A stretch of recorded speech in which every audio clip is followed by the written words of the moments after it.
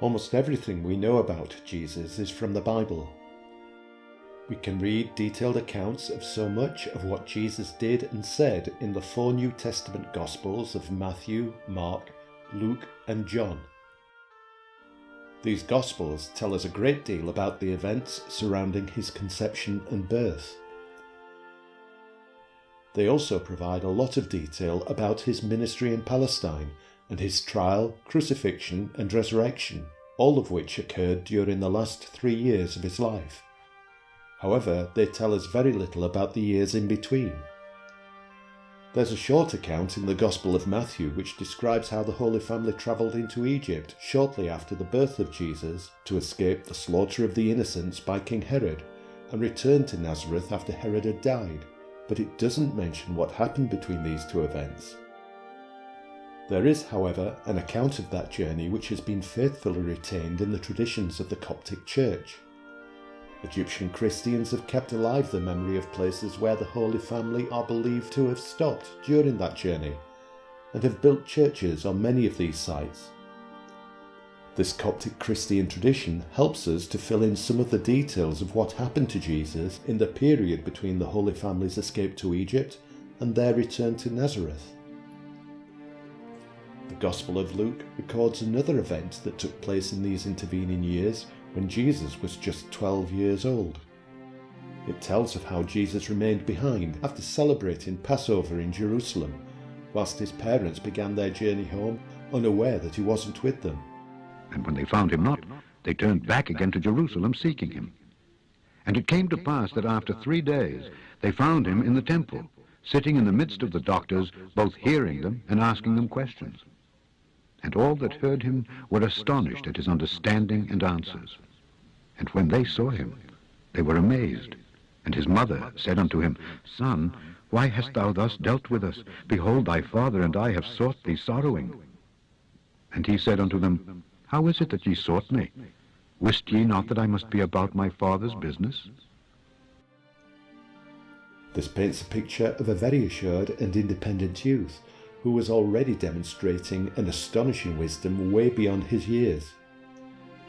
It's therefore surprising that the only Gospel reference to the next 18 years of his life is one short sentence in the Gospel of Luke, which states, And Jesus increased in wisdom and stature, and in favor with God and man.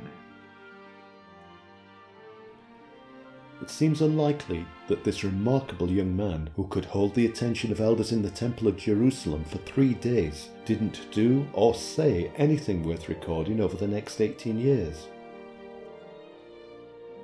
Is it possible that there is in fact an account of this period of his life to be found outside of the Bible? After all, the sacred traditions passed down through the Coptic Christian Church record the journey taken by the Holy Family in Egypt, so could there be other non-biblical sources that can provide details of what happened to Jesus during these missing years?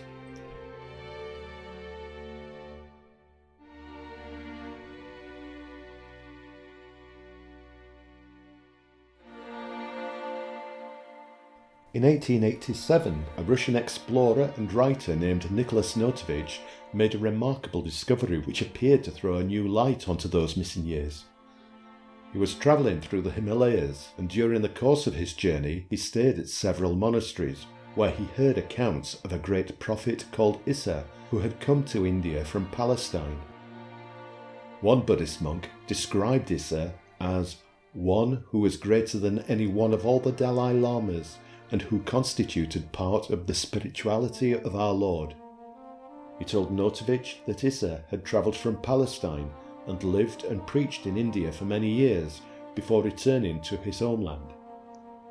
There he was tortured and put to death, but his teaching had been embraced and spread worldwide by the descendants of those who killed him. Notovitch was astonished by this revelation. It was clear from these statements that the monk was implying that this prophet Issa was actually Jesus. Could it really be true that Jesus had travelled to India? It certainly seemed possible, especially since Issa was the Arabic version of the Hebrew name Yeshua, from which we derive the name Jesus. Notovitch then travelled into the Himalayas, where he visited Hemis Monastery, the largest Buddhist monastery in Ladakh. He arrived during a festival and witnessed a performance of music and dance. When this had ended, a chief lama invited Notovitch to join him for some refreshments. They talked together, at first discussing the performance which they had just witnessed, but eventually Notovitch brought up the subject of the prophet Issa. The lama confirmed that the story of Issa was true and revealed that there were over 80,000 ancient scrolls held in Lhasa Monastery, the residence of the Dalai Lama in Tibet. Many of these recorded the lives of Buddhist saints, including Issa. He explained that these were written in Pali, the sacred language of Buddhism, and that it was the custom that when a student monk visited Lhasa, he would make translated copies of one or more sacred scrolls, which he would then donate to his convent on his return. The monk claimed that the library at Hemis contained many of these copies, including several which described the life and acts of the Buddha Issa. He told Notovitch that should he ever return to the monastery, he would find these scrolls and show them to him. That return visit happened much sooner than anyone expected. A few days after leaving the monastery to continue his journey, Notovitch fell from his horse and broke his leg. He returned to Hemis, where the monks kindly allowed him to stay whilst he recovered from his injury. During the course of his convalescence, the chief lama brought 2 large bound volumes to him, yellowed by time, and he read out various verses which related to Issa. These verses were translated from Tibetan by Notovitch's interpreter, revealing an extraordinary account of the life of Jesus as preserved in ancient Tibetan sacred scrolls.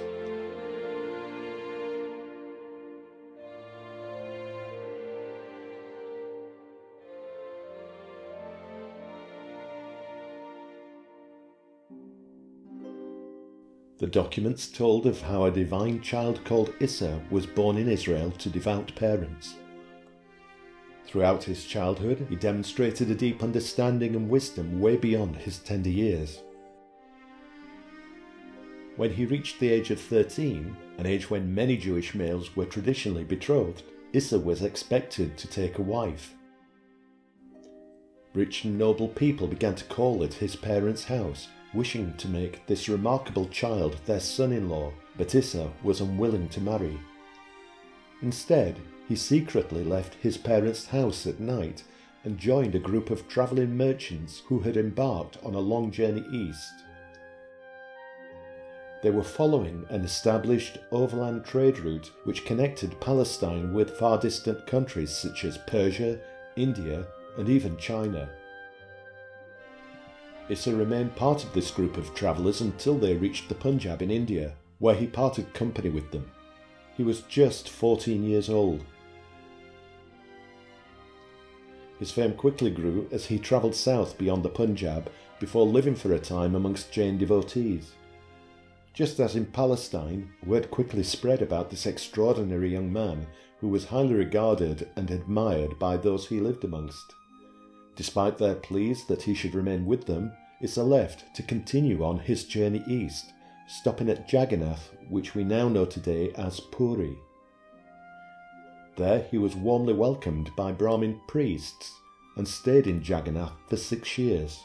He studied the Hindu scriptures and travelled around the holy cities of the region, where he became loved by all.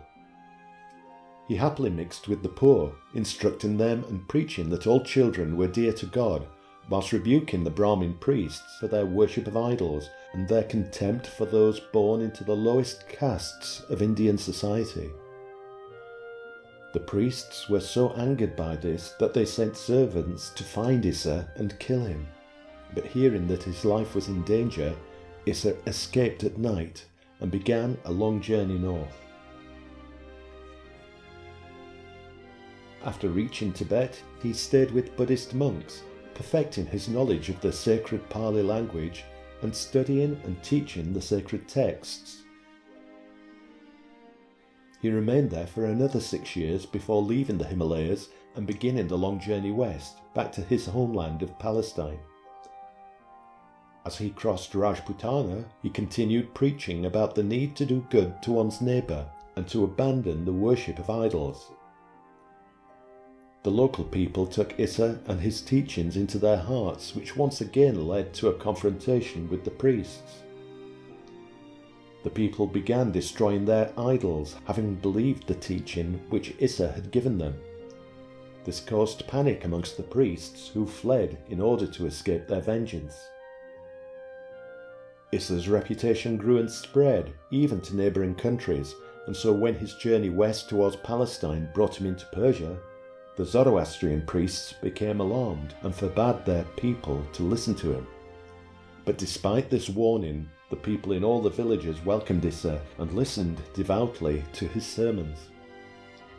Eventually, the priests gave orders for Issa to be arrested and brought him before their high priest for questioning. The high priest accused Issa of blasphemy and sowing doubt into the hearts of believers, but he in turn rebuked the high priest, saying that he should not worship the sun, which is just a part of God's creation.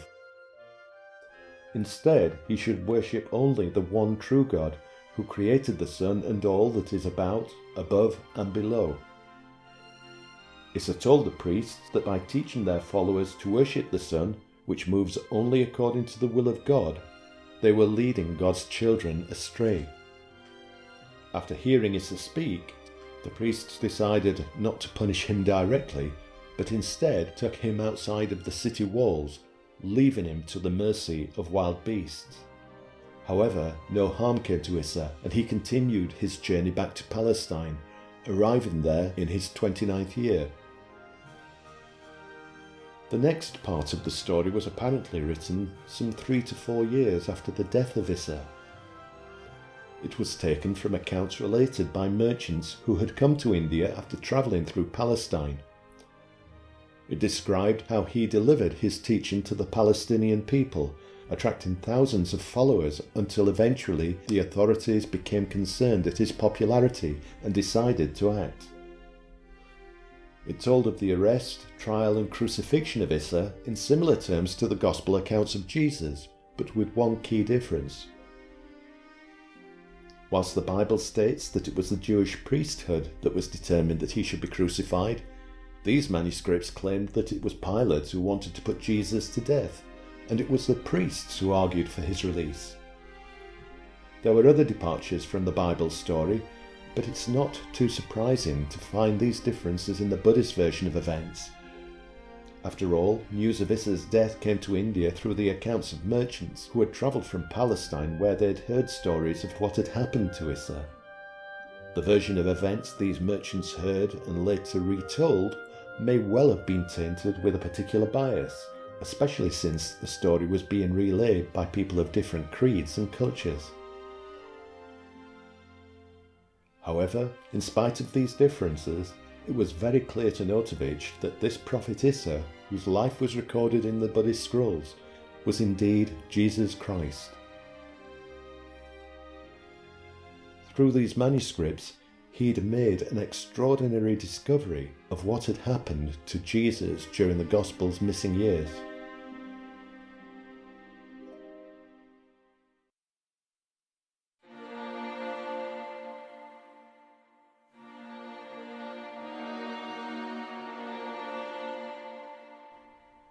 After Notovitch had completed his journey, he wrote an account of his travels and his amazing discovery.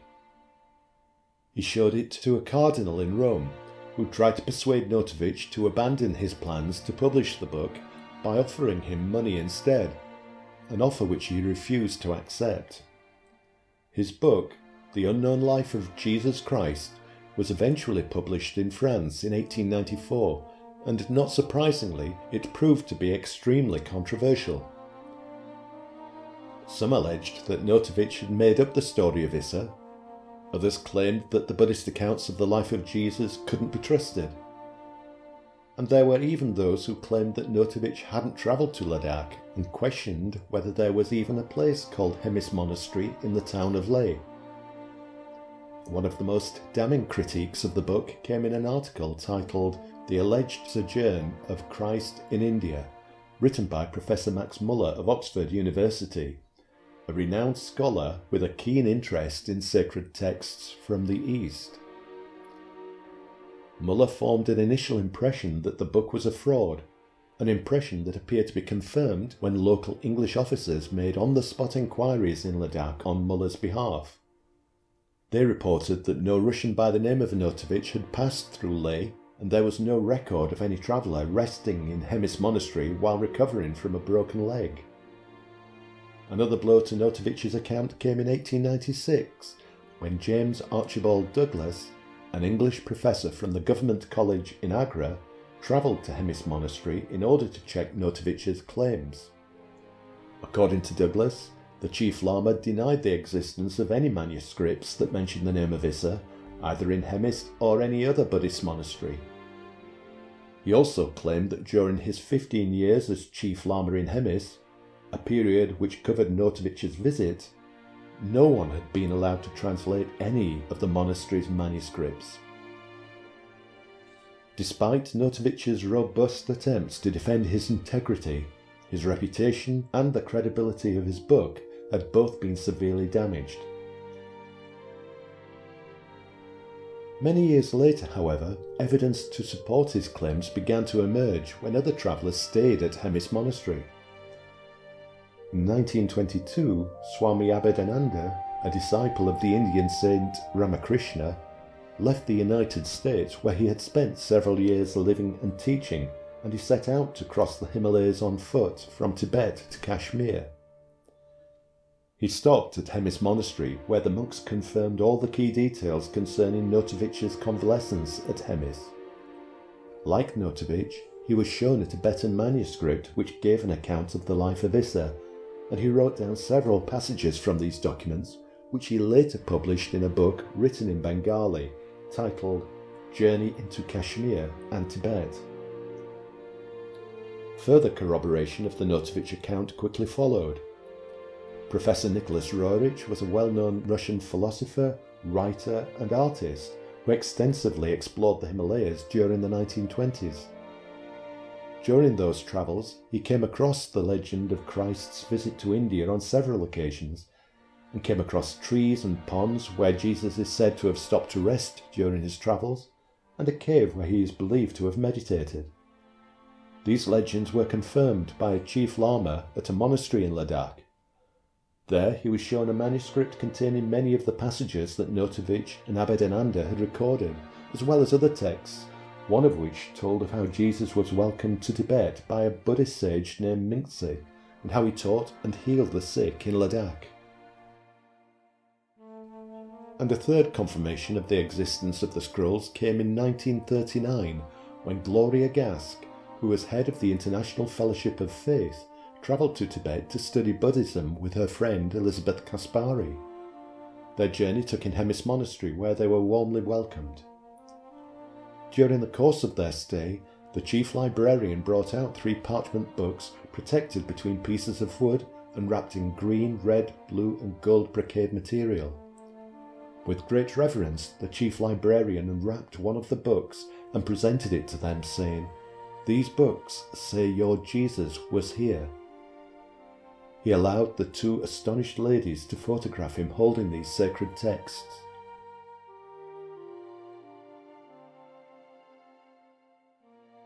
So is it true that there are Buddhist manuscripts that document the life of Issa, and if there are, is their story of Issa to be believed? As we've seen, the Gospels don't make any mention of what Jesus did between the ages of 12 and 29, but Christians have always been told that Jesus was a carpenter working in Palestine during those years.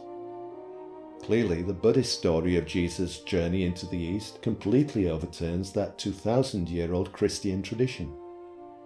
So is it really possible that, unlikely as it may seem, Jesus did indeed travel through Persia, India and Tibet? There are several reasons why we might choose to question this account. Can we be sure that the Buddhist manuscripts definitely exist? After all, as we've already seen, there have been occasions when the Chief Lama himself has denied their existence. If they do exist, Can we trust that the Buddhist account of the story of Issa is true? And even if we accept it is true, can we be certain that Issa and Jesus are the same person? It's possible that the Buddhists mistakenly confused the stories of two different people, the Jesus we know from the Bible, and another completely different holy man from Palestine who perhaps travelled through India. Then we have the journey itself. Would such a long journey across difficult terrain have even been feasible at the time of Jesus? And finally, would a devout son such as the 13-year-old Jesus really have left home to travel alone in strange lands for 16 years, leaving behind his devoted parents, family and friends? Let's examine these one by one. If Nicholas Notovich had chosen anyone to corroborate his story, he couldn't have asked for better witnesses than those who followed him to Hemis. Swami Abhedananda had spent many years living and travelling through India as a monk before coming to the West to teach the Vedanta Hindu philosophy. He was highly regarded as one of the most remarkable spiritual and cultural ambassadors of India to the outside world. Professor Nicholas Notovich was a renowned artist, writer, philosopher and mystic who was nominated 3 times for the Nobel Peace Prize in recognition of his efforts to promote international peace through art and culture. And Gloria Gask was the head of the British branch of the International Fellowship of Faith, an organisation formed to promote an alliance between spiritual seekers, whilst Elizabeth Kaspari founded Montessori schools and training centres throughout the United States. Now, we might not know a great deal about the character and integrity of Nicholas Notovich, but it's clear that those who confirmed his story had impeccable reputations. It's hard to imagine that any one of these people would have made fraudulent claims about seeing the sacred Buddhist manuscripts covering the story of Issa, let alone all of them. It's still intriguing, however, that these later visitors to Hemis should have been shown the Issa manuscripts when attempts by Muller and Douglas to verify their existence were met with firm denials. There are, however, reasons why the monks would have given very different responses. The journeys through India made by Swami Abhedananda, Nicholas Notovich, and Elizabeth Kaspari and Gloria Gask all had a spiritual purpose. This is in stark contrast to the visits to Hemis by both Professor Douglas and the English officers who made enquiries on behalf of Max Muller. Their sole purpose was to question the monks to establish whether Notovich's claims were true. This direct approach wouldn't resonate well with Buddhist monks, who traditionally will test the motives of any questioner before revealing sacred truths, and the fact that these people were also English officials would have only added to their caution.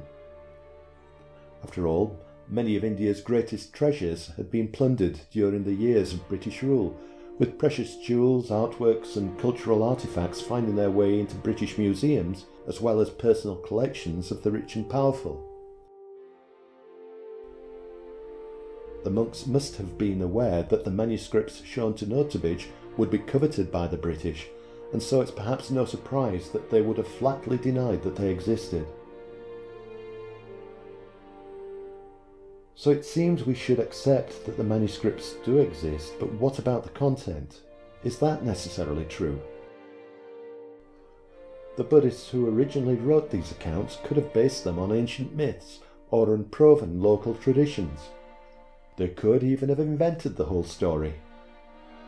But again, this is unlikely. The manuscripts held in Hemis were Tibetan language copies made from ancient scrolls stored in the principal Buddhist monastery in Lhasa. These originals were written in Pali, which is the sacred language of Buddhism. It's inconceivable that Buddhist monks would have recorded the story of Issa in that sacred language if there had been any doubt that it was an accurate account of the life of a deeply revered Buddhist saint. So we can be quite sure that the Buddhist monks believed their story of Issa's life to be true. So are Issa and Jesus one and the same person?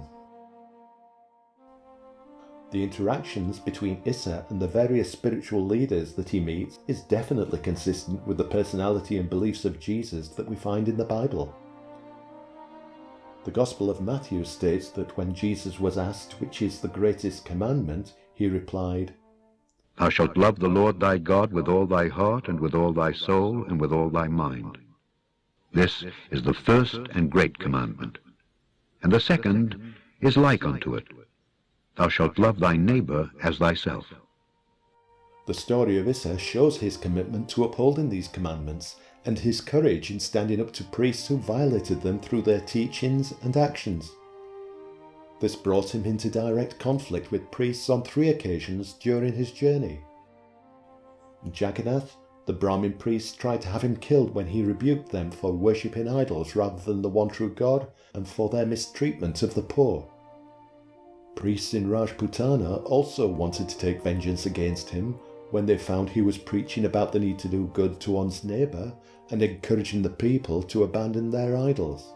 And in Persia, when he was accused and brought before the Zoroastrian high priest, Issa had the courage to denounce their worship of the sun, accusing the priests of leading people away from God.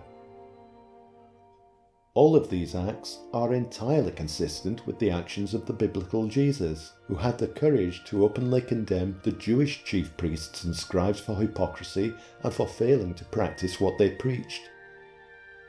Like the priests who he'd met on his travels, they conspired to have him killed, this time culminating in the crucifixion. So the accounts of Issa and Jesus show them to be characters with the same spiritual principles, the same courage, and the same willingness to directly oppose any priesthood that was leading their followers astray. This makes it very likely that Issa and Jesus are indeed the same person.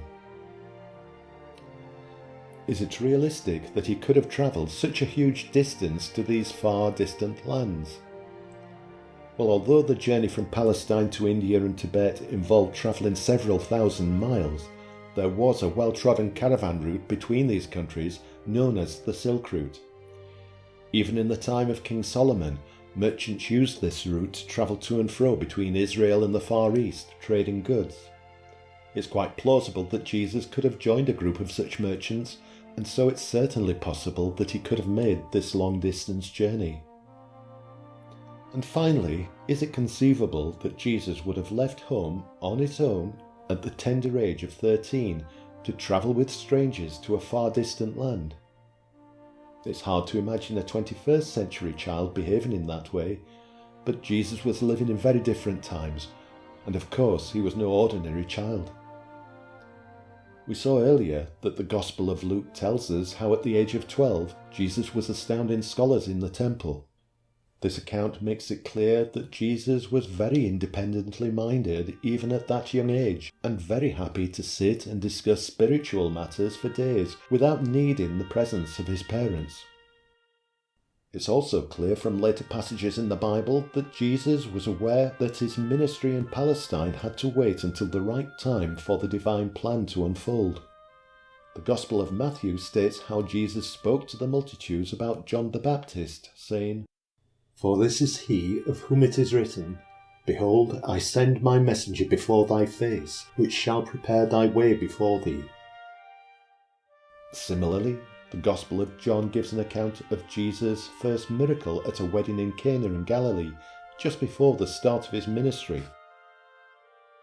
When his mother Mary told him that the hosts had run out of wine, Jesus initially responded saying, "Woman, what does this have to do with me?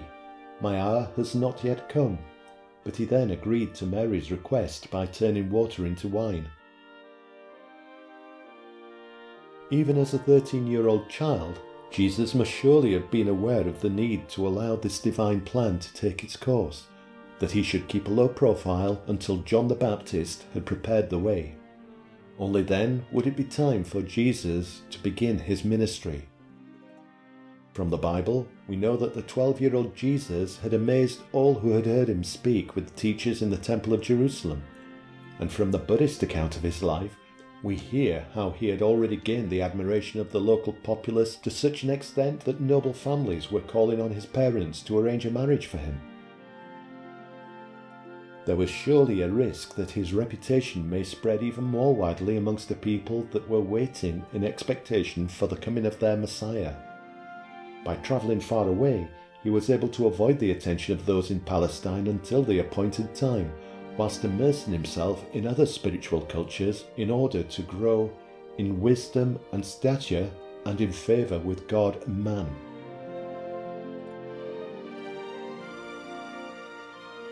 The evidence strongly suggests that the Buddhist account of the life of Issa is indeed a true account of the years which Jesus spent travelling in the East, and fills in the large gap in the biblical account of his life.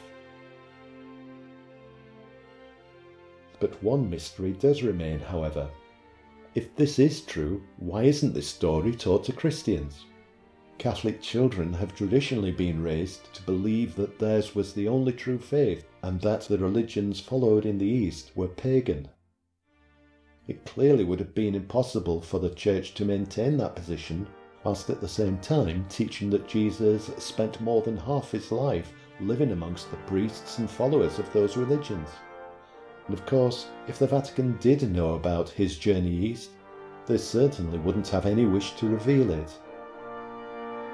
There has, however, been a change in attitude amongst the church hierarchy in recent years. Indeed, in 2018, the Pope hosted a conference involving representatives of the Buddhist, Hindu, Sikh and Jain religions. He's urged Buddhists and Catholics to come closer to advance in knowledge of one another and in esteem for their respective spiritual traditions, and offer the world a witness to the values of justice, peace, and the defence of human dignity. Who knows, perhaps the day will come when the Church itself will tell the story of how Jesus spent his time during those missing years from the Bible.